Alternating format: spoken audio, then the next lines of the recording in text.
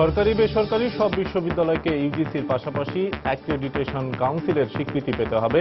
মন্ত্রিসভায় আইনের খসড়া চূড়ান্ত অনুমোদন স্বাগত জানালেন শিক্ষাবিদরা। ঝুলে গেছে 4 দেশের ইকোনমিক করিডর প্রকল্প, অনিশ্চিত কুনমিংয়ের সঙ্গে সরাসরি সড়ক যোগাযোগ। চীনা প্রেসিডেন্টের ঢাকা সফরে আলোচনায় আগ্রহী বাংলাদেশ। সচিবালয়ে মাত্র 6 মাস আগে চালু করা লিফটে আটকা পড়লেন স্বাস্থ্যমন্ত্রী মোহাম্মদ নাসিম। 30 মিনিট পর দরজা ভেঙে উদ্ধার। শারদীয় দুর্গোৎসবের মহানবমীতে মণ্ডপে মণ্ডপে ভক্তদের ভিড়, অসুর শক্তির হাত থেকে মুক্তি এবং ধর্ম প্রতিষ্ঠায় দেবী দুর্গার আবির্ভাব।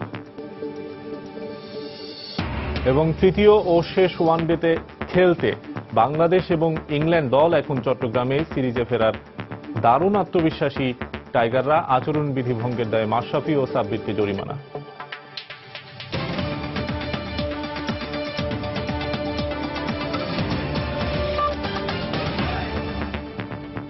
প্রবাসের সময়ের সঙ্গে আছি আমি শফিক মোহাম্মদ। সরকারি বেসরকারি সব বিশ্ববিদ্যালয়কে ইউজিসির পাশাপাশি অ্যাক্রিডিটেশন কাউন্সিলের স্বীকৃতি পেতে হবে। সোমবার সকালে প্রধানমন্ত্রী শেখ হাসিনার সভাপতিত্বে সচিবালয়ে মন্ত্রিসভার নিয়মিত বৈঠকে অ্যাক্রিডিটেশন কাউন্সিল আইন 2016 এর খসড়ার চূড়ান্ত অনুমোদন দিয়েছে মন্ত্রিসভা। আইন অনুযায়ী 13 সদস্যের অ্যাক্রিডিটেশন কাউন্সিল গঠন করা যাবে। যে কোনো বিশ্ববিদ্যালয়ের কোর্স চালু থেকে শুরু করে কার্যক্রম পরিচালনা করতে এই কাউন্সিলের অনুমোদন লাগবে। দেশের 96টি বেসরকারি বিশ্ববিদ্যালয়ের অধিকাংশের যখন শিক্ষার মান প্রশ্নবিদ্ধ, অনেকেরই নেই নিজস্ব ক্যাম্পাস, আবার কোনো কোনো বিশ্ববিদ্যালয়ের বিরুদ্ধে রয়েছে সনদ বাণিজ্যের মতো অভিযোগ। ঠিক সেই মুহূর্তে সরকার উচ্চশিক্ষা প্রতিষ্ঠানের শিক্ষার গুণগত মান যাচাইয়ে গঠন করতে যাচ্ছে অ্যাক্রিডিটেশন কাউন্সিল। সোমবার সচিবালয়ে মন্ত্রিসভার বৈঠকে অ্যাক্রিডিটেশন কাউন্সিল আইন 2016 খসড়ার চূড়ান্ত অনুমোদন দিয়েছে মন্ত্রিসভা। এতে শুধু বেসরকারি বিশ্ববিদ্যালয় নয়, পাবলিক বিশ্ববিদ্যালয়গুলোরও শিক্ষার গুণগত মান যাচাইয়ে কাজ করবে এ কাউন্সিল। শিক্ষার মান উন্নয়নের জন্য বিশেষ করে বিশ্ববিদ্যালয় পর্যায়ে, উচ্চশিক্ষা পর্যায়ে এই আইনের ড্রাফটটা প্রণয়ন করা হয়। এখানে কনফিডেন্স সার্টিফিকেট বা ক্ষেত্রের মতো অ্যাক্রেডিটেশন সার্টিফিকেট প্রদান করা বা স্থগিত করা। যদি দেখা যায় যে দেওয়ার মতো না, তখন ওনারা স্থগিত করবেন, বাতিল করবেন বা প্রদান করবেন। এই তিনটা ওনাদের 1 নম্বর প্রধান দায়িত্ব। এতদিন বিশ্ববিদ্যালয় মঞ্জুরি কমিশন যেখানে বিশ্ববিদ্যালয়গুলোর বাজেট, অবকাঠামো আর জনবল নিয়ে কাজ করত, সেখানে নতুন করে এই সংস্থাটি সংযোজিত হলে শিক্ষার মান বৃদ্ধি পাবে বলে জানায় মন্ত্রিপরিষদ সচিব। অ্যাক্রেডিটেশন কাউন্সিল প্রত্যেকটি বিশ্ববিদ্যালয়ের মান যাচাই করে শিক্ষার্থীদের অবগতির জন্য তা ওয়েবসাইটে প্রকাশ করবে, যেখান থেকে শিক্ষার্থীরা খুব সহজেই প্রতিষ্ঠানটির শিক্ষার মান সম্পর্কে অবগত হতে পারবে। ইউজিসি মূলত ফাইন্যান্সিংটা দেখে, বাজেটটা দেখে, আর এটা হলো quality control of the education. এছাড়া বার্ষিক প্রতিবেদন প্রস্তুত করবেন, সরকারের কাছে পেশ করবেন। কোন প্রতিষ্ঠানকে অ্যাক্রিডিটেশন সনদ দেওয়ার পর তারা মান ধরে রাখতে না পারলে তাদের সনদ স্থগিত করার ক্ষমতাও দেয়া আছে এ আইনে। এছাড়া বাংলাদেশ ও চীনের মধ্যে স্বাক্ষরের জন্য উৎপাদনশীলতা সহযোগিতার উন্নয়ন বিষয়ক দ্বিপাক্ষিক চুক্তির খসড়া মন্ত্রিসভায় অনুমোদন দেওয়া হয়েছে। জুনায়েদ আল হাবিব, সময় সংবাদ, ঢাকা। উচ্চশিক্ষার মান নিশ্চিত করতে অ্যাক্রিডিটেশন কাউন্সিল গঠনের সিদ্ধান্তকে স্বাগত জানিয়েছেন শিক্ষাবিদরা। তারা বলছেন, এর সুফল পেতে বিশ্ববিদ্যালয় মঞ্জুরি কমিশন, শিক্ষা মন্ত্রণালয়ের সাথে সমন্বয় করতে হবে। আর ইউজিসি চেয়ারম্যান বলছেন, শিক্ষাক্ষেত্রে এই ধরনের কাউন্সিল আমাদের জন্য নতুন অভিজ্ঞতা হবে। এই কাউন্সিল স্বায়ত্তশাসিত হলেও অযাচিতভাবে যাতে কেউ হস্তক্ষেপ করতে না পারে সেদিকেও লক্ষ্য রাখার আহ্বান জানান তিনি। রিপোর্ট তোহা খান তামিমের।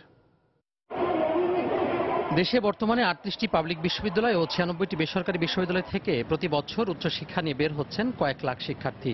বিভিন্ন সময় শিক্ষার মান নিয়ে ওঠে বিভিন্ন প্রশ্ন। এমন অবস্থায় সোমবার মন্ত্রিসভার বৈঠকে উচ্চশিক্ষার মান যাচাইয়ে অ্যাক্রেডিটেশন কাউন্সিল গঠনের সিদ্ধান্ত নেয় সরকার। সরকারের এমন সিদ্ধান্তকে স্বাগত জানিয়ে শিক্ষাবিদরা বলছেন, অ্যাক্রেডিটেশন সনদ দেওয়ার ক্ষেত্রে স্বচ্ছতা ও জবাবদিহিতা থাকতে হবে। আমাদের দুটা ক্লাস অফ ইউনিভার্সিটি ছিল, যে public and private. Accreditation council হওয়াতে ভালো হয়েছে, অন্তত এই বিভেদগুলো এবং দুর্বলতাগুলো আস্তে আস্তে কাটিয়ে উঠবে এবং মানুষজন বোথ পাবলিক এবং প্রাইভেটকে একই চোখে দেখার চেষ্টা করবে। কাউন্সিল খুব নিরপেক্ষভাবে এবং ইন্ডিপেন্ডেন্টলি তাদের কাজগুলো সুচারুরূপে সম্পন্ন করতে পারবেন বলে আমি আশাবাদ ব্যক্ত করছি এবং এটাই আমাদের প্রত্যাশা। বিশ্ববিদ্যালয় মঞ্জুরি কমিশনের কাজ, শিক্ষা মন্ত্রণালয়ের কাজ, অ্যাক্রেডিটেশন কাউন্সিলের কাজ, এই কাজগুলোর মধ্যে একটা সমন্বয়ের প্রয়োজন হবে। সেই সমন্বয়টা যেন সঠিকভাবে হয় সেটি আমরা আশা করি। এদিকে বিশ্ববিদ্যালয় মঞ্জুরি কমিশন এই কাউন্সিলের দায়িত্ব শিক্ষা সংশ্লিষ্ট ব্যক্তিদের হাতে দেওয়ার পরামর্শ দেন, যাতে মূল উদ্দেশ্য অর্জিত হয়। স্বায়ত্তশাসিত অর্থ হচ্ছে রিয়েলি স্বায়ত্তশাসিত, এবং স্বায়ত্তশাসিতর উপরে যদি অযাচিতভাবে কেউ হস্তক্ষেপ করতে যায় তখন সে স্বায়ত্তশাসনের খুব বেশি অর্থ থাকে না। আমরা যে সম্পূর্ণভাবে একটু স্বায়ত্তশাসিত হোক, এটা বাস্তবায়ন করতে গেলে অনেক ধরনের হয়তো ভুল ত্রুটি চোখে পড়তে পারে। পর্যায়ক্রমে সেই ভুল ত্রুটিগুলি যদি চোখে পড়ে সেটা নিশ্চয়ই সংশোধনের ব্যবস্থা নেওয়া হবে। আইনের খসড়া অনুযায়ী অ্যাক্রেডিটেশন কাউন্সিল বিশ্ববিদ্যালয়ের শিক্ষা কার্যক্রম নিয়ন্ত্রণ করবে। স্বায়ত্তশাসিত এই প্রতিষ্ঠান প্রত্যেক বিশ্ববিদ্যালয়কে সনদ দেবে। তোহা খান তামিম, সময় সংবাদ, ঢাকা। মিয়ানমারের অনাগ্রহের কারণে শেষ পর্যন্ত ঝুলে যেতে বসেছে 4 দেশের ইকোনমিক করিডর গড়ার প্রকল্প BCIM। চট্টগ্রামের সঙ্গে কুনমিংয়ের সরাসরি সড়ক যোগাযোগের ব্যাপারে চীনের ব্যবসায়ীরা আগ্রহী হলেও শেষ পর্যন্ত এই প্রকল্প অনিশ্চিত হয়ে পড়তে পারে বলে মনে করছেন যোগাযোগ বিশেষজ্ঞরা। তবে সমস্যা সমাধানে কূটনৈতিক তৎপরতা চলছে বলে জানিয়েছে পররাষ্ট্র মন্ত্রণালয়। বিষয়টি আলোচনায় আসতে পারে চলতি সপ্তাহে চীনের প্রেসিডেন্টের ঢাকা সফরেও। চীন ঘুরে এসে এহসান জুয়েলের রিপোর্ট। 2000 বছরের পুরনো সিল্ক রোডের অনুপ্রেরণায় 2013 সালে বাংলাদেশ, চীন, ভারত ও মিয়ানমার নিয়ে আঞ্চলিক ইকোনমিক করিডোর BCIM গড়ার প্রকল্প হাতে নেওয়া হয় বিশ্বের দ্বিতীয় অর্থনৈতিক পরাশক্তি চীনের উদ্যোগে। এরপর 2 দফা বৈঠকও করেন 4 দেশের প্রতিনিধিরা। এই প্রকল্পের ফলে চট্টগ্রাম বন্দরের পণ্য কক্সবাজার, টেকনাফ, মিয়ানমারের আকিয়াব, মান্দালয় হয়ে চীনের কুনমিং পর্যন্ত যেতে পারবে সড়ক পথে। 4 দেশের পোশাক, চামড়া, তথ্য প্রযুক্তি ও জাহাজ নির্মাণ শিল্প বিকশিত হওয়ার পাশাপাশি এর সুফল পাবেন 16.5 লাখ বর্গ কিলোমিটার বিশাল অঞ্চলের 44 কোটি মানুষ। বাংলাদেশকে আমরা আমাদের বাণিজ্যিক সহযোগী দেশ হিসেবে বিবেচনা করি। BCIM প্রকল্প বাস্তবায়ন হলে দুদেশের ব্যবসায়ীদেরই লাভবান হওয়ার সুযোগ রয়েছে, তাই আমরা চাই দ্রুত এটি বাস্তবায়ন হোক। তবে এই প্রকল্প বাস্তবায়নের ব্যাপারে মিয়ানমারের আগ্রহ কম থাকায় দেশটির সড়কপথ ব্যবহার করে বাংলাদেশের চীনে যাওয়ার সম্ভাবনা কমে গেছে বলে মনে করছেন যোগাযোগ বিশেষজ্ঞরা। সবচেয়ে গুরুত্বপূর্ণ পার্টনার কিন্তু মায়ানমার। সে কৌশলগত কারণেই এখন বাণিজ্যের স্বার্থে সে তার ডিপসি পোর্টটাকে পপুলার করার জন্য যে সম্ভাবনাটা আমাদের ছিল সেই সম্ভাবনার ক্ষেত্রটা অনেক কমে গেছে। তবে পররাষ্ট্র প্রতিমন্ত্রী জানিয়েছেন এ বিষয়ে চীনকে সক্রিয় করে মিয়ানমারকে আগ্রহী করতে কাজ করছে বাংলাদেশ। কুন্দুম পর্যন্ত কক্সবাজার এখানে রেল লাইনের প্রকল্প অনুমোদন হয়ে গেছে, কিন্তু সড়ক আছে, কিন্তু ওখানে রাখাইন স্টেটে প্রায় 26 কিলোমিটারের মিসিং লিঙ্ক আছে।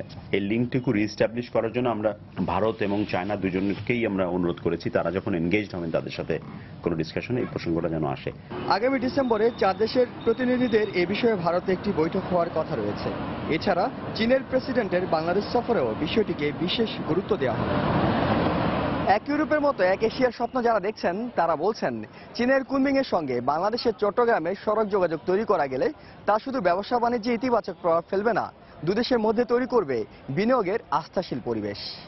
আর মধ্যম আয়ের পথে বাংলাদেশের যে যাত্রা, তাতে এ ধরনের আন্তর্জাতিক সড়ক কাঠামো তৈরি করার উপর গুরুত্ব দিচ্ছেন সকলেই। কুনমিং থেকে এহসান জুয়েল, সময় সংবাদ, চীন।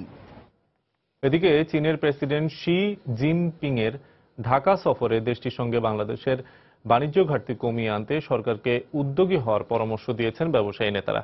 BCCI এর সাবেক সভাপতি একে আজাদ মনে করেন চীন গভীর সমুদ্র বন্দর নির্মাণের সুযোগ পেলে কম সময়ে বাংলাদেশ দেশটির সঙ্গে পণ্য আমদানি রপ্তানির সুযোগ পাবে। দ্বিপাক্ষিক আমরা তো ইন ফেভার অফ চায়না। সমস্ত আজকে 14 থেকে 15 বিলিয়ন ডলার আমরা আমদানি করি, আমাদের মাত্র $800 মিলিয়ন পণ্য চায়না যায়। চীনের যদিও আমাদের ডিউটি ফ্রি স্ট্যাটাস আছে আমাদের পণ্যের, কিন্তু আমরা ওইরকমভাবে এখনো কম্পিটিটিভ হতে পারছি না অনেক আইটেমে চায়নার সাথে প্রতিযোগিতায়। ডিপসি পোর্টের অভাবে কিন্তু আমরা 7 দিন সময় নষ্ট হয়ে যায়। সেইটা আমাদের জন্য সবচেয়ে জরুরি। এই চুক্তিটা সরকারের সাথে হওয়া উচিত। আমরা বেশ লাভবান হব যদি, তবে এখানে দেখতে হবে ইন্টারেস্ট রেটটা কি। সরকার যে ইন্টারেস্ট রেটে নিচ্ছে সেইগুলো যেন আমাদের কাছে কম্পিটিটিভ হয়। ওয়ার্ল্ড ব্যাংক যে প্রাইসে দিচ্ছে তার কাছাকাছি হওয়া উচিত, তার চেয়ে খুব বেশি হওয়া উচিত না। বাংলাদেশে 1 কোটি মানুষ কোনো না কোনো মানসিক স্বাস্থ্য সমস্যায় ভুগছেন। বিশ্ব স্বাস্থ্য সংস্থার সর্বশেষ গবেষণায় উঠে এসেছে এমন তথ্য। তবে বিশাল এই জনগোষ্ঠীর উপযুক্ত চিকিৎসার জন্য এখনো দেশে নেই কোনো সুব্যবস্থা। এ অবস্থায় স্কুল পর্যায় থেকে মনোবিজ্ঞানী নিয়োগের ওপর জোর দিয়েছেন বিশেষজ্ঞরা। বিশ্ব মানসিক স্বাস্থ্য দিবসে তরিকুল ইসলাম সৌরভের রিপোর্ট, ক্যামেরায় ছিলেন আশরাফুল ইসলাম। বেসরকারি একটি প্রতিষ্ঠানে কর্মরত শরীফ এভাবেই প্রতিদিন কর্মস্থলে যান। বাসায় ফিরতেও সেই একই রকম ঝামেলা পোহাতে হয়। প্রতিদিন ঘুম থেকে উঠে আমার সবসময় টেনশন হয় কিভাবে অফিসে যাব, ঝামেলা পেরিয়ে অফিসে গিয়ে আবার একই রকম ভাবে ফেরা আসা, এই যে মানসিক যন্ত্রণা, হ্যাঁ, এভাবে আসলে বেঁচে থাকা যায় না। প্রতিদিনকার এই ঝক্কির সাথে পরিচয় আমাদের সবার। নগর জীবনে এরকম নানা অব্যবস্থাপনায় মানসিক টানাপোড়েনে পড়া মানুষের সংখ্যাও কম নয়। দূর থেকে দেখে মনে হবে বন্ধুদের আড্ডা, একটু কাছে গেলেই বোঝা যাবে বন্ধুদের পাশে বসে সবাই রয়েছেন ভার্চুয়াল আড্ডায়। এই বিচ্ছিন্নতা থেকেই জন্ম নিচ্ছে বিষণ্ণতা সহ নানা রকম মানসিক সমস্যা। এই সমস্যা যে কতটা প্রকট তা বোঝা যায় বিভিন্ন পরিসংখ্যানে। বিশ্ব স্বাস্থ্য সংস্থা এবং মানসিক স্বাস্থ্য ইনস্টিটিউট বলছে দেশে 16 জনের মধ্যে একজনের মানসিক সমস্যা রয়েছে।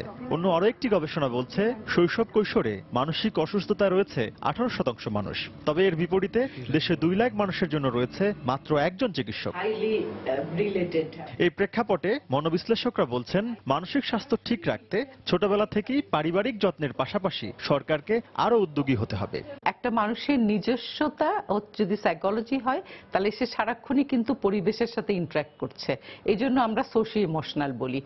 এটা যদি ছোটকাল থেকে আমরা না দেখি তাহলে যেটা হবে যে বাচ্চার মধ্যে খুব সুস্থ মানসিক গ্রোথটা হবে না, যার জন্য মেন্টাল হেলথটা যে ভালো মতো হেলদি হবে সেই হেলদি ব্যাপারটি ছোটকাল থেকেই হবে না। প্রতিটি স্কুলের শিক্ষকদেরকে যদি মানসিক স্বাস্থ্য বিষয়ে একটা প্রশিক্ষণ দেওয়া যায়, অ্যাটলিস্ট তারা এটুকু নিশ্চিত করতে পারবে যে কোনো শিশু বা কিশোরীর যদি মানসিক স্বাস্থ্য সমস্যা থাকে তারা সেটা সহজেই আইডেন্টিফাই করতে পারবে এবং তার জন্য উপযুক্ত চিকিৎসা ব্যবস্থা করতে পারবে। মনের যেমন সুখ আছে তেমনি অসুখও থাকবে, এটা স্বাভাবিক। তবে কারো মানসিক সমস্যা যাতে সমাজে প্রভাব ফেলতে না পারে তা নিশ্চিত করতে সবাইকে এগিয়ে আসার আহ্বান জানিয়েছেন বিশেষজ্ঞরা। তরিকুল ইসলাম সৌরভ, সময় সংবাদ, ঢাকা। যান্ত্রিক ত্রুটির কারণে সচিবালয়ে একটি লিফটে প্রায় 30 মিনিট আটকে ছিলেন স্বাস্থ্যমন্ত্রী মোহাম্মদ নাসিম। পরে লিফট ভেঙে তাকে উদ্ধার করা হয়। এই সময় স্বাস্থ্যমন্ত্রী সহ ওই লিফটে 5 জন অবস্থান করছিলেন। প্রত্যক্ষদর্শীরা জানান সচিবালয়ের 3 নম্বর ভবনের ওই লিফটটি 6 মাস আগে চালু করা হয়। সোমবার বিকেলে স্বাস্থ্যমন্ত্রী নিজ মন্ত্রণালয় থেকে নামার উদ্দেশ্যে ওই লিফটে ওঠেন। এই সময় বিদ্যুৎ চলে গেলে মন্ত্রী লিফটে আটকা পড়েন। পরে বিদ্যুৎ এলেও লিফটটি আর চালু না হওয়ায় সেখান থেকে মন্ত্রী বের হতে পারছিলেন না। পরে সচিবালয়ের দমকল কর্মীরা এসে লিফটের দরজা ভেঙে মন্ত্রী সহ বাকি সবাইকে উদ্ধার করেন। দুর্ঘটনার কারণ অনুসন্ধানের পাশাপাশি ঠিকাদারকে তলব করা হবে বলে জানিয়েছে সংশ্লিষ্টরা।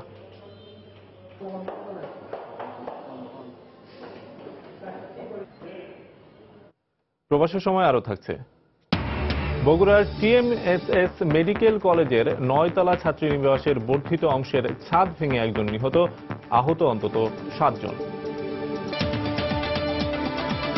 এবার দুর্গাপূজার খবর।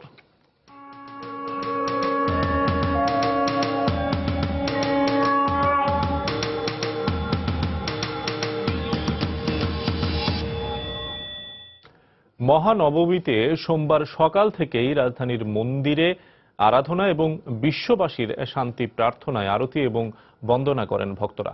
দশমীতে আবারও কৈলাসে ফিরবেন দেবী। তাই মহানবমীর ক্ষণে ভক্তদের মনেও বিদায়ের সুর। আরো জানাচ্ছেন পারমিতা হিম।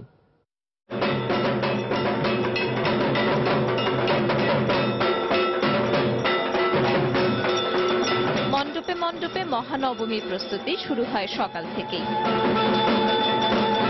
মহানবমীর কল্পারম্ভ আর বিহিত পূজা শেষ হয় সোমবার 10টা 50 মিনিটে। এরপরেই ভক্তি ভরে দেবীকে অঞ্জলি দেন ভক্তরা। মহানবমীতে উদযাপন করা হয় দেবীর অসুর বধের ক্ষণ, আর এর মাধ্যমে দেবীর দুষ্টের দমনের শক্তি বা অশুভকে বিনাশ করার শক্তির আরাধনা করা হয়। মায়ের এই মহাস্নানে সমাজের ছোট বড়, রাজা প্রজা, সমাজের সকল স্তরের মানুষের অপূর্ব সমন্বয় করেছেন মা। এদিন মণ্ডপে মণ্ডপে ছোট বড় সকলেরই ভিড়। দেবী দুর্গার কাছে যার যার মনের কামনা পূর্ণ করার প্রার্থনা জানান তারা। মায়ের কাছে প্রার্থনা করলাম আমরা যেন সবাই ভালো থাকি। দুর্গা মার কাছে প্রার্থনা করলাম যে আমার সব পরীক্ষা যেন ভালো হয়, আমি যেন পরীক্ষায় ফার্স্ট হই। মা যেন আমাদেরকে আশীর্বাদ করে, আমরা যেন সকলেই সুখে শান্তিতে এই পৃথিবীতে বসবাস করতে পারি। একদিন পরেই আবারও কৈলাসে ফিরবেন দেবী, তাই মহানবমীর ক্ষণে ভক্তদের মনে বিদায়ের ঘণ্টাধ্বনি। শেষ হয়ে গেলে একটু মন খারাপ হয়, যেমন ষষ্ঠী থেকে তো খুব এক্সাইটমেন্ট ছিল যে সপ্তমী অষ্টমী দেখতে দেখতে শেষ হয়ে যায়। আনন্দ ছিল কালকে পর্যন্ত, কিন্তু আজকে সত্যি কি বলবো, মনটা সত্যি মানে দুঃখ দুঃখ লাগছে। মা এসেছেন এর জন্য তো অবশ্যই এখন চলে যাবেন বলে অবশ্যই বুকে খুব ব্যথা লাগছে। সৃষ্টি স্থিতি বিনাশ দেবী দুর্গার এই তিন শক্তির আরাধনা করে থাকেন হিন্দু ধর্মাবলম্বীরা।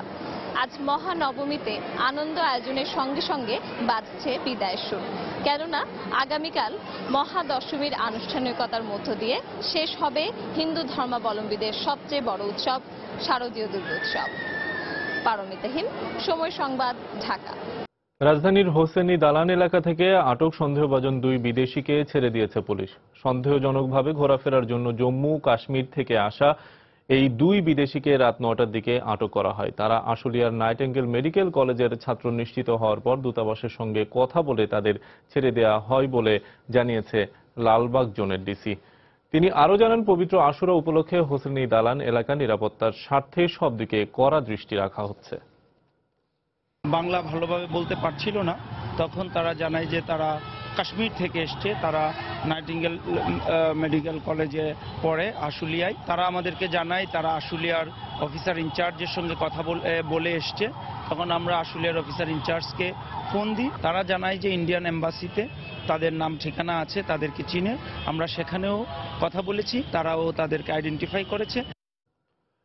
গাজীপুরের পাতারটেকে জঙ্গিদের অবস্থানের বিষয়ে তথ্য গোপন করায় বাড়িওয়ালার স্ত্রীকে গ্রেফতার করেছে পুলিশ।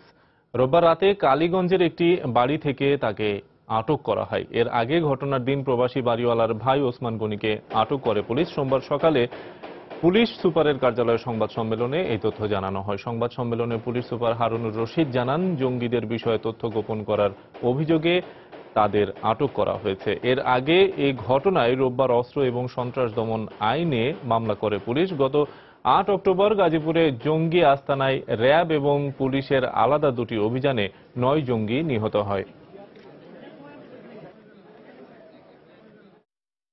আমরা 7 জনের মধ্যে কয়েকজনের পরিচয় আমরা পেয়েছি। আর সবচেয়ে বড় কথা হলো এই বাড়িটির যে বাড়িওয়ালা, তাদের যে কেন ভাড়া দিলেন, তাদের সমস্ত তথ্য গোপন করে কেন ভাড়া দিলেন এবং আমাদের কেন অবহিত করলেন না, সে অভিযোগের প্রেক্ষিতে আমরা বাড়িওয়ালার ওয়াইফ এবং বাড়িওয়ালার ভাইকে আমরা গ্রেপ্তার করেছি। প্রবাসের সময় আরো থাকছে, এবছর অর্থনীতিতে নোবেল পুরস্কার পেলেন ব্রিটিশ বংশোদ্ভূত মার্কিন অর্থনীতিবিদ অলিভার হার্ট এবং ফিনল্যান্ডের হমস্ট্রম। এবং ইতিহাসে প্রথমবারের মতো ভুটানের কাছে হেরে এশিয়া কাপ ফুটবলের প্লে অফ থেকেই বিদায় বাংলাদেশের। 3 বছরে ফিফা এবং এফসির ম্যাচ খেলার সুযোগ পাবে না মামুনুলরা। সরকারের বিরুদ্ধে জনগণকে ঐক্যবদ্ধ হওয়ার আহ্বান জানিয়ে বিএনপির মহাসচিব মির্জা ফখরুল ইসলাম আলমগীর বলেছেন, জাতীয় ঐক্য সৃষ্টি করা না গেলে গণ অভ্যুত্থান সম্ভব নয়। স্বৈরাচার বিরোধী আন্দোলনে নিহত নাজির উদ্দিন জেহাদের মৃত্যুবার্ষিকী উপলক্ষে ঢাকা রিপোর্টার্স ইউনিটিতে আয়োজিত স্মরণ সভায় তিনি এ মন্তব্য করেন। 2014 সালের 5ই জানুয়ারির আগে দেশে জাতীয় ঐক্য সৃষ্টি হয়েছিল বলেও মন্তব্য করেন তিনি। 2014 সালে একটি জাতীয় ঐক্য গড়ে উঠেছিল একটি ইস্যুতে, যে আমরা কেয়ারটেকার গভর্নমেন্ট ছাড়া কোনো নির্বাচনে যাব না। দুঃখজনক ভাবে হলো সত্য যে সেই ধরনের কোনো জাতীয় ঐক্য এখন পর্যন্ত গড়ে ওঠেনি। বাংলাদেশের রাজনৈতিক ইতিহাসে জনগণের অভ্যুত্থানের মধ্য দিয়ে কোনো বিজয় অর্জন করা সম্ভব হয়নি যতক্ষণ পর্যন্ত না একটা জাতীয় ঐক্য আমরা সৃষ্টি করতে পেরেছি। এটা বাংলাদেশের ইতিহাস।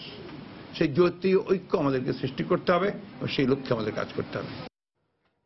বর্তমান সরকারের নেতৃত্বে সন্ত্রাস এবং জঙ্গিবাদ কঠোরভাবে দমন হচ্ছে বলে মন্তব্য করেছেন খাদ্যমন্ত্রী অ্যাডভোকেট কামরুল ইসলাম। সোমবার বিকেলে সাভারের তেঁতুলঝোড়া ইউনিয়নের পানপাড়া এলাকায় পূজা মণ্ডপে অর্থ সহায়তা দিতে এসে তিনি একথা বলেন। এ সময় তিনি জঙ্গিবাদ নির্মূলে সবাইকে ঐক্যবদ্ধ হবার আহ্বান জানান। এই মর্তলোকে মা দুর্গার আবির্ভাব ঘটেছিল অসুরদের বিনাশ করার জন্য। আজকেও কিন্তু সমাজে অসুরেরা বিরাজ করছে, যে অসুরদের বিরুদ্ধে আমরা এখনো যুদ্ধ করছি।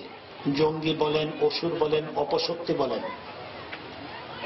অশান্ত পরিবেশ যারা সৃষ্টি করতে যায়, সেই অসুরদের, সেই অপশক্তিকে আমরা যাতে সম্মিলিতভাবে ধ্বংস করতে পারি,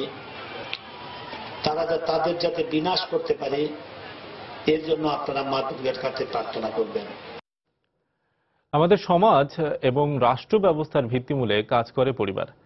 দেশে পরিবারের কেন্দ্রে থাকা নারী পুরুষের সম্পর্ক পারিবারিক, ধর্মীয় এবং সামাজিকভাবে স্বীকৃত হয় বিয়ের মাধ্যমে। কোনো কারণে এই সম্পর্কে ছেদ পড়লে তা পৌঁছায় বিবাহ বিচ্ছেদে।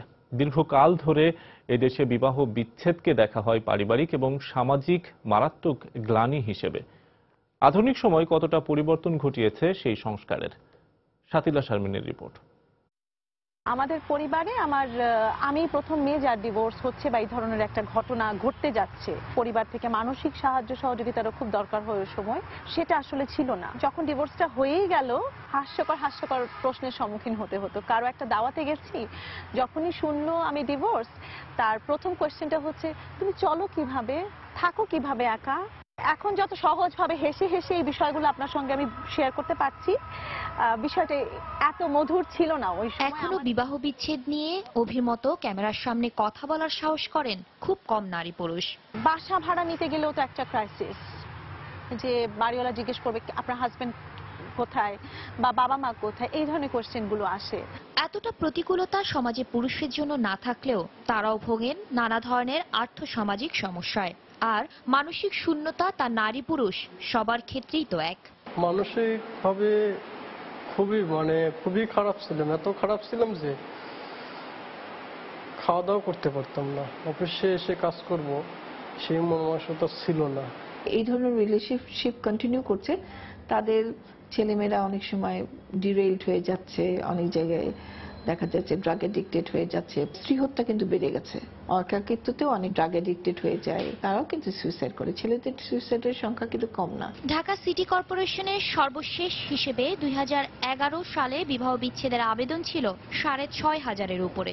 12 সালে এ সংখ্যা বাড়ে প্রায় 1000টি, আর 13তে বেড়েছে 500টি। তুলনামূলকভাবে নারীদের তালাক দেবার হার বাড়লেও দেনমোহর, সন্তানের ভরণ পোষণ নিয়ে এখনো দিনের পর দিন আদালতে লড়ে যেতে হয় তাদের। সমাজ কি বলবে, আমার ফ্যামিলি অন্য মেয়ের বিয়ে হবে না, এই বিষয়গুলো কিন্তু এখন কমে গেছে। এখন কিন্তু যদি দেখে যে অবস্থা সত্যি ভালো না, কোনো ড্রাগের সঙ্গে জড়িত অথবা তার অন্যান্য বিষয় আছে, তখন কিন্তু বাবা মারাও তো সাপোর্ট দিয়ে মেয়েটাকে বেরোয় আনে। বিবাহ বিচ্ছেদের মতো পরিস্থিতির মুখোমুখি হন যেসব নারী ও পুরুষ, তাদের সবার আগে প্রয়োজন মানসিক কাউন্সেলিং এর। সাথে সাথে তাদের পরিবার এবং সামাজিকভাবে এদেরকে গ্রহণের মানসিকতা তৈরি করা প্রয়োজন। আর তাহলেই বিবাহ বিচ্ছেদের মতো সমস্যা একটি সামাজিক সমস্যা না থেকে বরঞ্চ একটি সুন্দর জীবন গঠনের উপায় হিসেবে চিহ্নিত হবে। শাতিলা শারমিন, সময় সংবাদ, ঢাকা। বগুড়ার টিএমএসএস মেডিকেল কলেজের 9তলা ছাত্রীনিবাসের বর্ধিত অংশের ছাদ ভেঙে একজন নিহত হয়েছেন। এতে আহত হয়েছেন আরও অন্তত 7 জন। স্থানীয়রা জানান, বেশ কিছুদিন ধরেই টিএমএসএস মেডিকেল কলেজের ছাত্রীনিবাসের বর্ধিত অংশের একটি ছাউনি তৈরির কাজ চলছিল। বিকেলে হঠাৎ নির্মাণাধীন ছাউনি ধসে নিচে পড়ে যায়। এতে ঘটনাস্থলেই এক শ্রমিক নিহত হন, আহত হন আরও 10 জন। পরে ফায়ার সার্ভিসের 2টি ইউনিট ঘটনাস্থলে পৌঁছে উদ্ধার কাজ শুরু করে। আহতদের টিএমএসএস মেডিকেল এবং শহীদ জিয়া মেডিকেল কলেজ হাসপাতালে ভর্তি করা হয়েছে।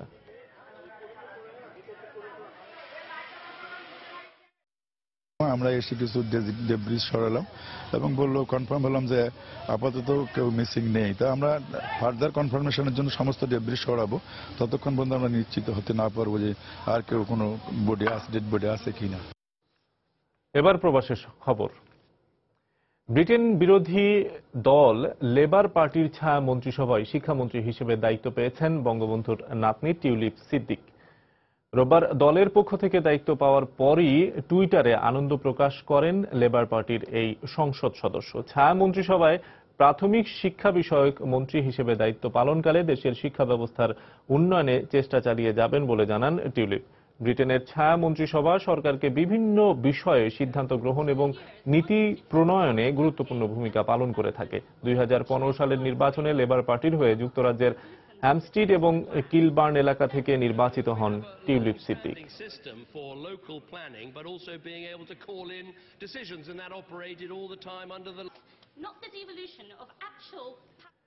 ব্রিটেনে 1936 সালের বর্ণবাদ বিরোধী আন্দোলন ব্যাটেল অফ কেবল স্ট্রিট এর ৮০তম বার্ষিকী উপলক্ষে বাংলাদেশি অধ্যুষিত পূর্ব লন্ডনে হাজার হাজার মানুষের অংশগ্রহণে হয়ে গেল বর্ণাঢ্য পদযাত্রা ও সমাবেশ। সব ধর্মবর্ণের মানুষের সঙ্গে রোববার বাঙালি কমিউনিটির বহু মানুষও এতে অংশ নেন। সমাবেশে বক্তারা ঐক্যবদ্ধভাবে উগ্রবাদ এবং বর্ণবাদ প্রতিরোধ করার দৃঢ় শপথ উচ্চারণ করেন। তানভীর হাসানের ক্যামেরায় লন্ডন প্রতিনিধি শোয়েব কবিরের রিপোর্টে বিস্তারিত। রোববার দুপুরে ব্যাটেল অফ কেবল স্ট্রিট এর ৮০তম বার্ষিকীতে আয়োজিত র্যালিতে যোগ দেন বিভিন্ন সময়ের বর্ণবাদ বিরোধী আন্দোলনের নেতারা। তাদের এই একজন ১০১ বছর বয়সী ম্যাক্স লেভিটাস। আন্দোলনের সময়ের স্মৃতিচারণ করেন তিনি। পুলিশও আমাদের আন্দোলনে বাধা দিয়েছিল, তারপরও আমাদের আন্দোলন দমে যায়নি। যেভাবেই হোক অনিষ্টকারীদের অপতৎপরতা আমরা রুখে দিয়েছি। সমাবেশে অংশ নিয়ে লেবার পার্টির শীর্ষ নেতা জেরেমি করবিন বলেন, ব্যাটেল অফ কেবল স্ট্রিট আন্দোলন বর্ণবাদী ও উগ্রবাদীদের বিরুদ্ধে রুখে দাঁড়ানোর প্রেরণা যোগায়। অতীতের বিভিন্ন আন্দোলন আমাদের বর্তমান চলার পথে অনুপ্রেরণা যোগায়। বহুজাতিক এই ব্রিটেনে বর্ণবাদীদের কোনো স্থান নেই। এমন একটা আয়োজন আমাদের সবাইকে বর্ণবাদের বিরুদ্ধে ঐক্যবদ্ধ মত তুলে ধরার সুযোগ করে দিয়েছে। ভবিষ্যৎ প্রজন্ম এই অনুপ্রেরণায় পথ চলবে, সেটাই আমাদের চাওয়া। দলমত নির্বিশেষে বর্ণবাদ প্রতিরোধে বাংলাদেশের কমিউনিটিকে কাজ করে যেতে হবে বলে মনে করেন র্যালিতে অংশ নেওয়া বাংলাদেশিরা। ইউনাইটেডলি আমরা চ্যালেঞ্জ করতে হইব, and we have to stand united in not only in Tower Hamlet across the country, যাতে যে বর্ণবাদীরা they don't take advantage। এখন 2016 সাল, এই সিভিলাইজ ওয়ার্ল্ড রেসিজম চলতে পারে না। আজ থেকে ৮০ বছর আগে পূর্ব লন্ডনে ইহুদি অভিবাসীদের বিতাড়িত করতে তৎকালীন বর্ণবাদী সংগঠন কালচারের নেতা মজলির নেতৃত্বে এই কেবল স্ট্রিটে আক্রমণের সিদ্ধান্ত নেওয়া হয়। তবে সে সময় শান্তিকামী জনতার প্রতিরোধের মুখে তা ভেস্তে দেয়। তবে এখনো ক্ষণে ক্ষণে সময়ে সময়ে অভিবাসীদের উপর হামলা চালায় বিভিন্ন সংগঠন, নতুন নামে নতুনভাবে। শোয়েব কবির, সময় সংবাদ, লন্ডন। মর্তের সব অপশক্তিকে বিনাশ করে মানব জাতির কল্যাণে দেবী দুর্গার আরাধনার মধ্য দিয়ে নিউ ইয়র্কে চলছে শারদীয় দুর্গা উৎসব। বাংলাদেশ পূজা উদযাপন পরিষদ, বাংলাদেশ পূজা সমিতি এবং জ্যাকসন হাইটস পূজা ফাউন্ডেশনে এই দুর্গা উৎসবের আয়োজন করে। এ উপলক্ষে পূজা মণ্ডপগুলোতে দেখা যায় ভক্তদের সমাগম। দুর্গোৎসবে পূজা অর্চনা এবং আনুষ্ঠানিকতার সাথে সাংস্কৃতিক অনুষ্ঠানেরও আয়োজন করে প্রবাসী সনাতন ধর্মাবলম্বীরা।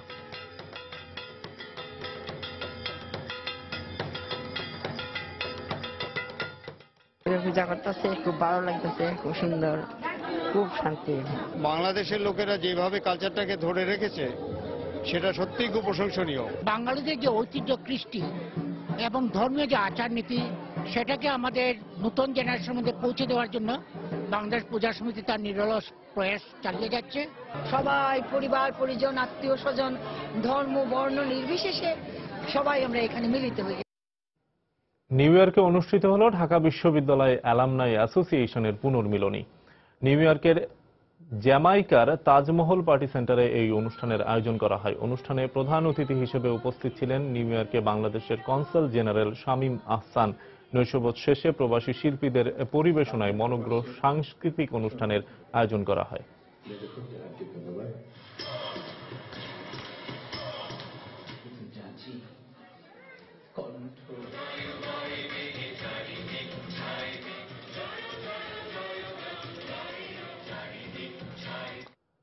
আওয়ামী লীগের আগামী জাতীয় কাউন্সিলে মধ্যপ্রাচ্যে প্রবাসী বাংলাদেশিদের মধ্য থেকে দুজনকে প্রবাসী কল্যাণ সম্পাদক অথবা মধ্যপ্রাচ্য বিষয়ক সম্পাদক হিসেবে দায়িত্ব দেওয়ার জন্য প্রধানমন্ত্রী শেখ হাসিনার প্রতি অনুরোধ জানিয়েছে সংযুক্ত আরব আমিরাত আওয়ামী লীগ। আরব আমিরাতের একটি রেস্টুরেন্টে হলরুমে আয়োজিত এক সংবাদ সম্মেলনে বক্তারা এই অনুরোধ জানান। এ সময় তারা বলেন, এবারের জাতীয় সম্মেলনে যদি ছাত্রলীগের ত্যাগী নেতাদের জায়গা করে দেয়া হয় তাহলে আগামীতে আওয়ামী লীগ লক্ষ্য পূরণে সহায়ক হবে।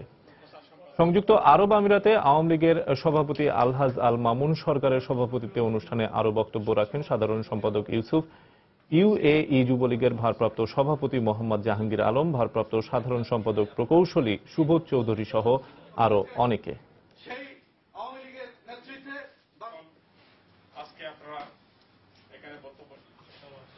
এবছর অর্থনীতিতে নোবেল পুরস্কার পেয়েছেন ব্রিটিশ বংশোদ্ভূত মার্কিন অর্থনীতিবিদ অলিভার হার্ট এবং ফিনল্যান্ডের বেঙ্গট হমস্ট্রম। অর্থনীতি বিষয়ক তত্ত্ব, কন্ট্রাক্ট থিওরির বিভিন্ন দিক গবেষণায় অবদানের জন্য তাদেরকে যৌথভাবে পুরস্কৃত করা হলো। সোমবার সুইডেনের স্টকহোমে নোবেল কমিটির পক্ষ থেকে এই পুরস্কার প্রাপ্তদের নাম ঘোষণা করা হয়। দেউলিয়াত্ব আইন এবং রাজনৈতিক সংগঠন নিয়ে তারা তাত্ত্বিক আলোচনা করেন বলেও জানানো হয়। তাদের কাজ মূলত প্রতিষ্ঠানের শীর্ষ পর্যায়ে নির্বাহীদের কর্মদক্ষতা ভিত্তিক বেতন ভাতা দেওয়ার মতো বিষয়গুলো আরো সহজভাবে বুঝতে সহায়ক হবে। পুরস্কারের ৮০ লাখ সুইডিশ ক্রোনার যৌথভাবে আগামী 10 ডিসেম্বর আনুষ্ঠানিকভাবে তাদেরকে দেওয়া হবে।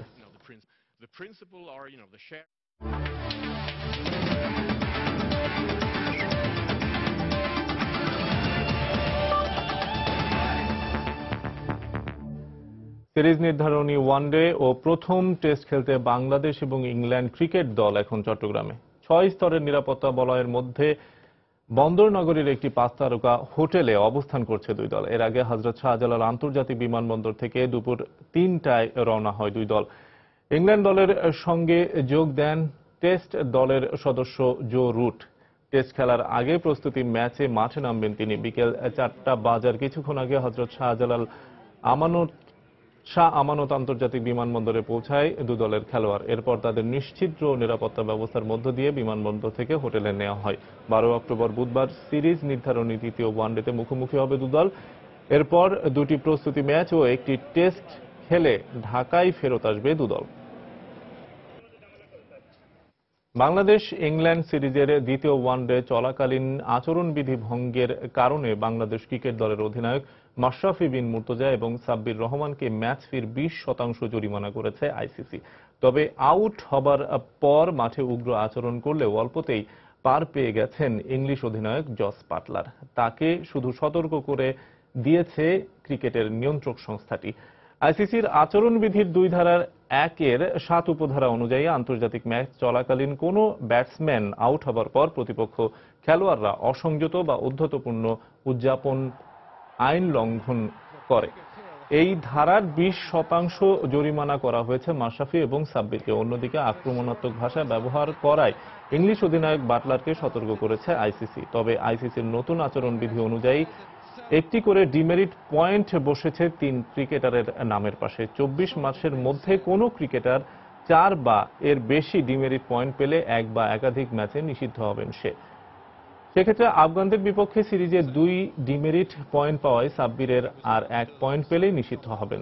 তবে ম্যাচ শেষে তামিমের সাথে হাতাহাতি করলেও বেন স্টোকসের বিরুদ্ধে কোনো ব্যবস্থা নেয়নি আইসিসি।